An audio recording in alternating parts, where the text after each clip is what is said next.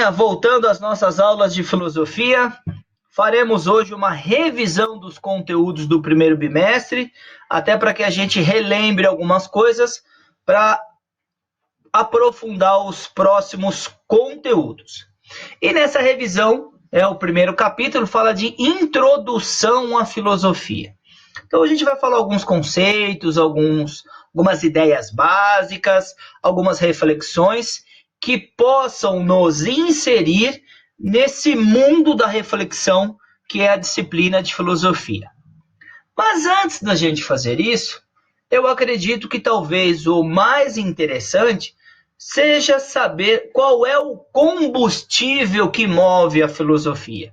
No fato que a gente está falando, é o ato de perguntar, que está muito presente no nosso processo de desenvolvimento.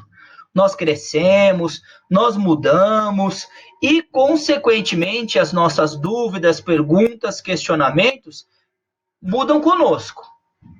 Afinal, a curiosidade, que é algo característico do ser humano, contribui para que nós conheçamos melhor não só a nós mesmos, mas também a realidade que está à nossa volta, tendo visões diferentes a cada experiência, a cada vivência, a cada conhecimento que nós vamos agregando, permitindo com que nós possamos não só investigar o sentido do mundo à nossa volta, mas também que nós possamos repensar alguns conceitos nossos mesmos.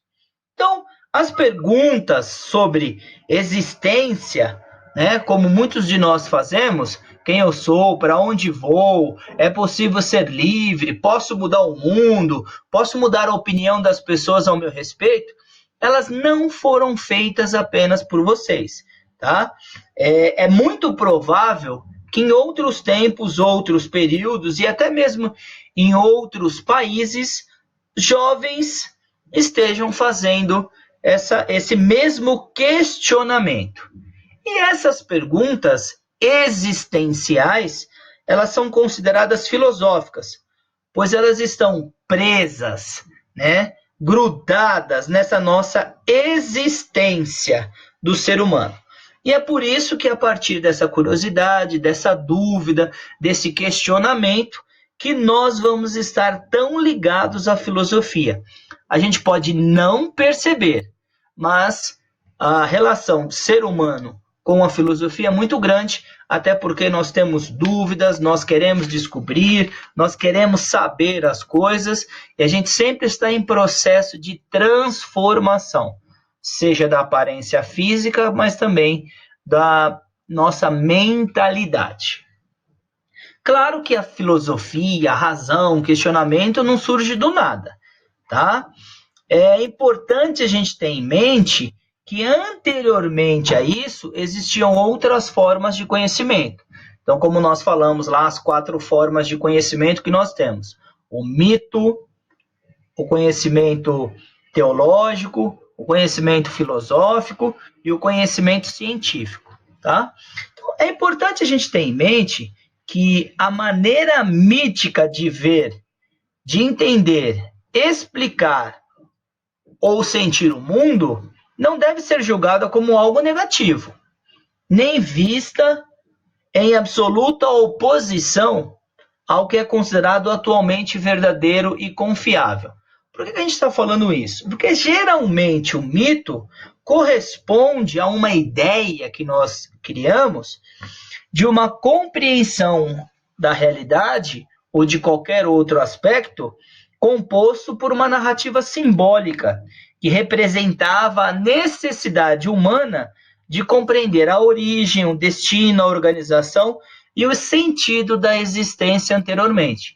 Então era muito comum as pessoas associarem, e até hoje ter esse mesmo pensamento, de que o mito é uma explicação simbólica, sem uma comprovação apenas momentânea. Mas é a partir do mito que nós vamos desenvolver as outras formas de conhecimento. Até quando nós questionamos esse mito, tá? Então lembre o seguinte, o mito ele não é oposto à filosofia ou à ciência, tampouco ele pode ser julgado aí como algo errado, mentiroso, etc. Ele é uma forma de conhecimento que muitos de nós elegemos para nossa existência. É claro que nós vamos ter alguns tipos de mito, né? Porque a palavra era muito abrangente. Então, o mito em si, geralmente visto como essas grandes narrativas dos antepassados, de feitos, etc., mas eles também podem representar determinados comportamentos que devem ser evitados, narrativas, vamos dizer assim, heróicas, ou até mesmo explicações momentâneas para uma necessidade de uma população. Os mitos, eles se diferenciam conforme a sua intencionalidade. Então eu trago o exemplo de 3 para vocês. Os mitos chamados cosmogônicos são os mitos que tratam das origens daquilo que existe. Então, por exemplo, são os mitos da geração do mundo, do nascimento, muitas vezes atrelado ali à questão da existência. Já os mitos escatológicos explicam o que acontece após a morte física na Terra ou versam sobre a finalidade e o destino da vida humana. Para alguns povos, eles funcionam como profecia sobre o fim do mundo, o destino do planeta ou até mesmo o juízo final. Já os mitos épicos vão ser aquelas narrativas emblemáticas, grandiosas, cheias de emoção, de grandes proezas realizadas por heróis ou até mesmo guerreiros que venceram alguns obstáculos com inteligência, força ou nobreza. Então, os mitos, eles estão presentes na nossa vida até hoje, tá? Mas qual é a origem desses mitos? Existe um lugar específico, uma data, etc.? Geralmente se associa o surgimento dos mitos à Grécia Antiga. Porém, não é uma exclusividade grega o surgimento dos mitos. Direciona-se para esse território, esse período, porque vai se associar a ideia de que a Grécia é o berço da filosofia e que a partir do questionamento dos mitos que ocorriam naquele momento, gerou-se a necessidade de uma nova forma de conhecimento. No fundo, a gente está falando de uma reinterpretação da realidade através de modos diferentes de pensar. Explicações rápidas, fantasiosas, sem nenhuma comprovação, como podem estar associados aos mitos, e ao mesmo tempo mais questionada, racionalizada, como é a filosófica, científica e etc. Tá? Então, os mitos, eles sempre existiram, porém, cada cultura tem o seu contexto. E nós vamos ter que colocar, assim como em toda e qualquer forma de conhecimento humano, um ponto de partida. Então, é por isso que dizem que o mito tem a sua origem atrelada na Grécia Antiga, principalmente pelo fato dele ter provocado o surgimento de outras formas de conhecimento. O mito em si, que nós falamos, ele trabalha não só nessas ideias de reestruturação, reinterpretação, mas também em estruturas sociais ou nas crenças de cada povo. O mito também ele pode estar atrelado, gente, a uma questão de uma profissão, como está na imagem do slide aí. É o que, teoricamente, fazem alguns psicólogos, psicanalistas, que buscam ajudar os indivíduos a compreender a relação entre o funcionamento de suas mentes e os padrões de comportamento. Tá? Muitos destes mitos podem ser considerados um tipo de linguagem para explicar símbolos, processos que muitas vezes esse paciente atravessa ao longo da vida, como, por exemplo, né? Quando você vai num psicólogo, ele associa determinados traumas que você tem na fase adulta a experiências vividas com o pai, com a mãe ou com a família na sua infância, tá? Mas a filosofia, ela vai ter ali, teoricamente, como nós falamos, né, esse conhecimento racional, ele vai ter uma origem datada, né? Então, mas essa origem, ela vai estar atrelada a um objetivo específico, que é buscar explicações racionais para a realidade. Nós podemos dizer que esse ato, né, de perguntar, ele está inserido em todas as culturas, em todos os povos. Porém, de forma sistematizada, direcionada, nós vamos ter como marco a Grécia Antiga.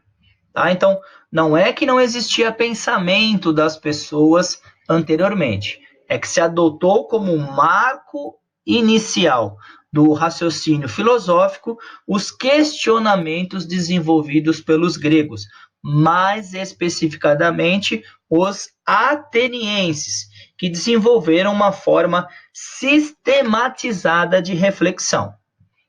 Mas, antes disso, vamos dizer que as primeiras reflexões, as primeiras buscas, nada mais era do que compreender a origem de todas as coisas. E esses primeiros pensadores vão ser denominados de filósofos da natureza, porque eles buscavam, através dos estudos da cosmologia, a essência primordial de tudo, ou, entre outras palavras, a arche, que nada mais é do que o princípio material formador de todas as coisas. Então, esses filósofos da natureza, também chamados de pré-socráticos, eles vão ter ali, nas suas mais variadas concepções, eles vão buscar a origem da formação de tudo em vários elementos. Então, por exemplo, nós vamos ter Tales de Mileto, que vai falar que tudo se forma a partir da água. Nós vamos ter Anaximenes, que vai dizer que tudo se forma pelo ar. Nós vamos ter Pitágoras, que vai falar que tudo que existe está relacionado aos números. E, entre outros, até nós chegarmos a Demócrito, que vai dizer que tudo é feito de pequenas partículas, que ele vai denominar como átomos. Até um tempo atrás, nós vamos ter essa ideia de que os átomos são formadores de tudo. É claro que a ciência, com todo o seu conhecimento, desenvolvimento, vai trazer outras explicações. Mas, cientificamente, a gente permanece com essa ideia de que os átomos compõem a existência de tudo. Ser e devir. Talvez essa questão sobre a mudança e a permanência, né, do ser humano é muito, vamos dizer assim, provocativa e pode, de uma certa maneira, nos remeter ao momento que nós estamos vivenciando, né? Como, por exemplo, eu não estou me movendo, mas isso não quer dizer que eu não estou aprendendo. Eu não estou indo para a escola. Isso não quer dizer que você não está tendo contato com os professores, com a aula, com o conteúdo, etc. A diferença vai estar na maneira como eu enxergo isso. E claro, gente, nesta ideia, né, que vai se basear a filosofia grega, que é muito discutido até hoje. Os primeiros pensadores que se propuseram a pensar nesta contradição em algo que está em movimento e algo que não está em movimento serão Heráclito e Parmênides, tá? Heráclito, ele vai dizer que a multiplicidade, o movimento e a contradição estavam presentes em todas as coisas. Para ele não havia o ser, uma realidade fixa e imutável, mas sim o devir, o constante vir a ser das coisas. Então, para ele, nada era igual, tudo mudava. Então, tanto é que ele vai dar um exemplo do rio, que eu posso entrar num rio e eu vou ter uma sensação, uma experiência. Eu saio, eu volto, entro no mesmo rio e no mesmo lugar. Ele vai dizer que nem o rio nem você são os mesmos. Por quê? O rio, a água é corrente. Então, aquela água que banhou você, inicialmente, não é mais a mesma. E quando eu entrei pela primeira vez no rio, eu tive uma sensação. Quando eu saio e eu volto novamente, eu já tenho em mente a sensação que teoricamente eu senti na primeira experiência. Então eu entro preparado para a água gelada do rio. Então é por isso que ele vai dizer que as coisas elas são mutáveis, dando esse exemplo. Ao contrário de Heráclito, nós vamos ter Parmênides, que vai dizer, né, que Heráclito está errado, né, que negava toda essa questão de devir e multiplicidade, porque ele entendia as coisas como um uno, imóvel e não criado. Nessa perspectiva, para ele, o ser é o que permanece sempre idêntico a si mesmo e nunca pode ser o oposto. Seria o princípio da contradição dele. Elementos contraditórios jamais poderiam coexistir. Então, para ele vai dizer o seguinte, o rio é o mesmo, você é o mesmo. As sensações, as impressões são outros 500, tá? Então, ele vai dizer que essa mudança falada por Heráclito nada mais é do que uma mera opinião, que ele vai chamar de doxa, ou uma impressão, ou uma ilusão dos sentidos. Então, eu tenho um que vai defender que tudo muda, e outro que vai defender que nada muda. Mas, nesse desenrolar, nesse processo, nós vamos ter um divisor de águas. Vai chegar um determinado momento que as pessoas vão começar a questionar coisas um pouco mais afastadas da natureza. E um dos principais pensadores que vai ser o divisor de águas nesse sentido vai ser Sócrates, que ele vai ser considerado o grande marco nessa transição entre dois tipos de pensamentos filosóficos. O pensamento cosmológico, anteriormente visto pelos filósofos pré-socráticos, ou seja, antes de Sócrates, e as investigações antropológicas que vão ser propostas por Sócrates. Entre outras palavras, Sócrates vai colocar o ser humano no centro da discussão. Sócrates vai ser visto como um questionador incômodo, tá? Principalmente pelo fato dele dialogar com as pessoas nas ruas de Atenas e jamais se autodeclarar como uma pessoa, vamos dizer assim, inteligente. E ele não dava a resposta para os indivíduos. Ele fazia com que as pessoas, através de um jogo de perguntas e respostas, chegassem à resposta do seu problema por elas mesmas, tá? Então, muitas vezes, ele utilizava duas máximas para começar um diálogo ou até mesmo proporcionar uma reflexão. Conheça-te a ti mesmo, que teoricamente, o que quer dizer de uma forma simples? Muitas vezes as respostas para os nossos problemas nós já temos, só não queremos aceitar ou acreditar. Ou até mesmo o seguinte, uma outra, quando ele era questionado por ser a pessoa mais inteligente, ele dizia o seguinte, só sei que nada sei. Por que ele falava isso? Porque acreditava que a partir do momento que o indivíduo acha que ele sabe tudo, ele se fecha para o conhecimento. Porém, quando eu julgo que eu não sei tudo, eu estou aberto a novas experiências e a novos conhecimentos. A partir dali, ele vai propor uma dialética socrática nesse processo. Tá? Então, ele vai iniciar nessa dialética, essa conversa, essa discussão entre as pessoas, dois processos. O primeiro deles se chama ironia. Ele vai conduzir a pessoa que ele está conversando com ele a desconstruir aquele falso pensamento que ela tem. Então, ele vai questionar, ele vai perguntar para o indivíduo até o momento que ele perceba que aquilo que ele acha que é verdade não é, tá? Então, entre outras palavras, ele está fazendo com que o indivíduo perceba por ele mesmo que o seu pensamento está errado e não simplesmente chegando lá e dando uma resposta ou confrontando a pessoa. Posteriormente feito a isso, ele entra no segundo processo, que vai ser denominado maiêutica. O que seria maiêutica? Ele não dava resposta, ele continuava com um jogo de perguntas, construindo junto com o seu interlocutor o conhecimento. E quando chegasse um determinado momento, a própria pessoa percebia que ela tinha construído a resposta para a sua pergunta. Entre outras palavras, ele ensinava o indivíduo a perceber que estava errado e conduzia ele a chegar a uma resposta correta, tá?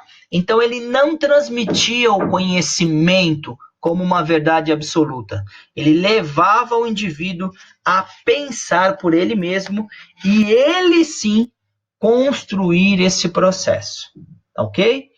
Por ser tão provocativo, tão diferente da sua época e vivendo para ele o que ele acreditava um modo de vida ético, ele vai ser condenado na sua época por corromper a juventude e por não acreditar nos deuses. Ele vai ser condenado a beber cicuta, um veneno, mesmo tendo a chance de renunciar às suas ideias para salvar a vida, ele permanece até o último minuto refletindo e conversando com aqueles que gostariam de aprender com ele. Tudo que nós sabemos sobre Sócrates vai ser escrito por seu discípulo, pois ele não deixa nada escrito. Filosofia na polis grega. Quando nós falamos polis, nós estamos falando cidades, tá? Geralmente essas discussões, esses embates, essas reflexões eram feitas nas ágoras, que também eram chamados de praças ou mercados. E era nesse processo, nesses locais, que as pessoas debatiam, apresentavam discursos de interesse coletivo, tais como justiça, cultura, regras, acontecimentos cotidianos e entre outras concepções. Apesar de nós estarmos falando de uma concepção, de uma ideia de democracia no período, a gente não pode esquecer que os gregos, eles transmitiam conhecimento apenas para os homens e não para as mulheres, tá? A partir dali, nós vamos desencadear uma série de períodos e áreas da filosofia. Num primeiro momento, nós vamos ter o período pré-socrático ou cosmológico, aonde se questionava a origem das coisas e o princípio do qual seriam formadas todas as coisas, ou, como nós falamos agora há pouco, a arche. O segundo período vai ser o período socrático, ou também conhecido como período antropológico, aonde o ser humano passa a ser o centro das discussões. No terceiro período vai ser o chamado período sistemático, que a maior preocupação deste período é garantir a cientificidade do conhecimento. Entre outras palavras, garantir a comprovação através de um sistema, de um caminho, que vai ser denominado como lógica, para que o ser humano chegasse a um conhecimento. O quarto e último período filosófico será o período conhecido como helenístico ou greco-romano. O ponto primordial desse período vai ser a ética e a maneira correta de se viver, como o ser humano formam né, as suas condutas, a sua moralidade e de que maneira essas regras o conduzem numa convivência. Turma, para que nós possamos complementar esse conteúdo, eu peço para que vocês, para a nossa próxima aula, como roteiro de estudo de filosofia, façam os exercícios do LIP, página 27 e 28, e do caderno de atividades, da página 5 à página 8. Caso você tenha dúvida, peço para que você reveja essa aula, que vai estar disponível no canal do colégio, leia o material e, mesmo assim, se persistir a sua dúvida, eu peço que você me mande uma mensagem no Skype, que eu terei o maior prazer de respondê-la.